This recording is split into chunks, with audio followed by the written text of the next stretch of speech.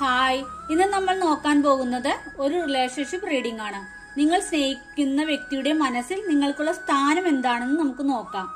അതിനുവേണ്ടി ഞാനിവിടെ 4 പയൽ വെച്ചിട്ടുണ്ട്. നിങ്ങളുടെ ഇൻറ്റ്യൂഷനോട് ചോദിച്ച് ഏതെങ്കിലും ഒരു പയൽ നിങ്ങൾ സെലക്ട് ചെയ്യുക. അപ്പൊ നിങ്ങൾ സെലക്ട് ചെയ്ത് ഞാൻ വിചാരിക്കുന്നു. നമുക്ക് നോക്കാം. നിങ്ങൾ ആദ്യത്തെ പയലാണ് സെലക്ട് ചെയ്തെങ്കിൽ നിങ്ങളുടെ വ്യക്തി ഈ റിലേഷൻഷിപ്പ് എങ്ങനെ മുന്നോട്ട് കൊണ്ടുപോകണമെന്ന ചിന്തയിലാണ് ഉള്ളത്.